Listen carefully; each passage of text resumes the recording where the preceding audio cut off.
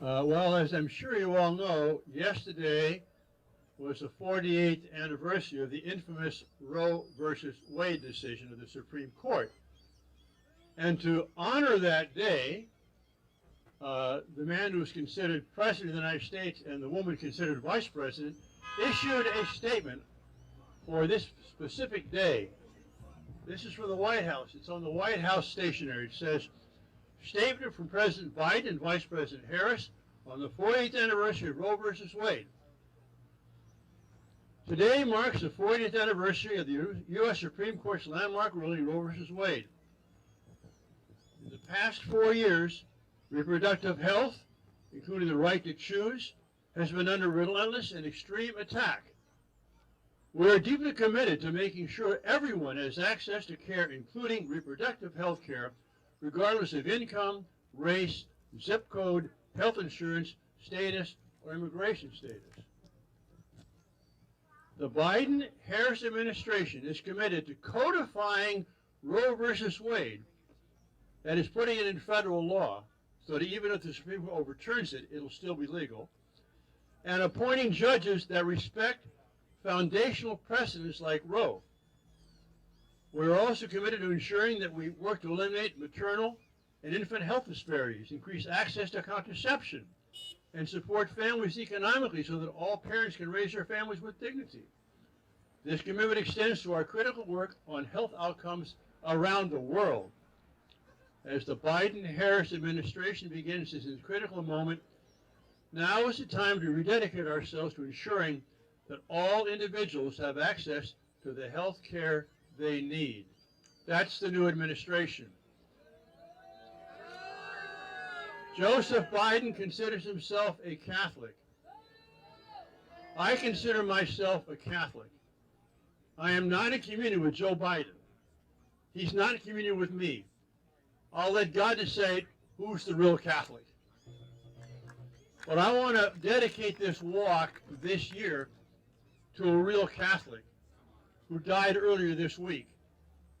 One of the heroes, real true heroes, and I'll call him the patriarch and godfather of the pro-life movement, Joseph Scheidler.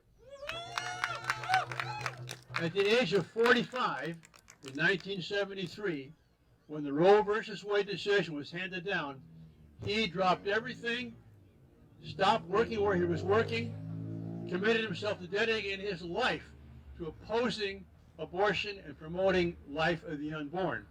He founded the Pro-Life Action League, which is still operating under his son Eric.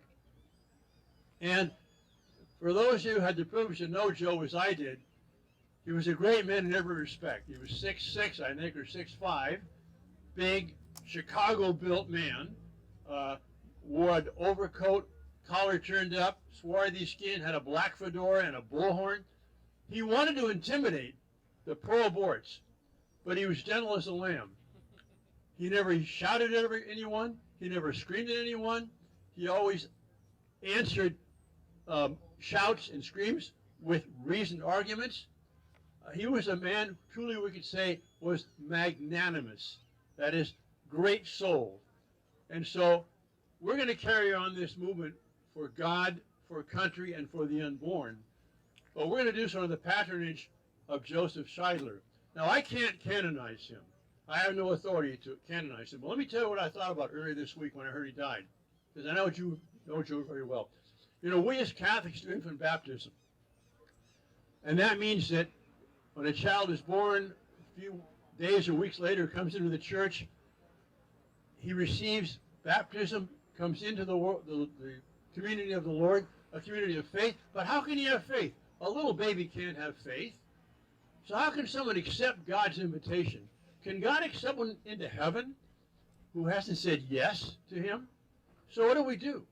We have parents there, and godparents there, and the priest and the community. And this child is wrapped in the faith of his parents, his godparents, the priest, and the community. And God sees that, and until that child is able, by reason, to confirm that later on, he accepts that as the faith of the child. Well, Joseph Scheidler spent thousands and thousands of times on the sidewalks in front of abortion clinics. And what has he done?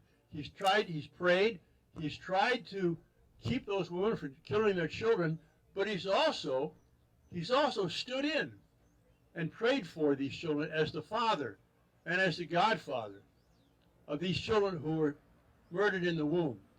And so my vision of what happened last Tuesday, as Joseph passed from this life to the next and saw his Lord, there was a thunderous choir of little children who said, "Welcome, Joe. Thank you." While our Lord said to him, "Well done, good and faithful servant."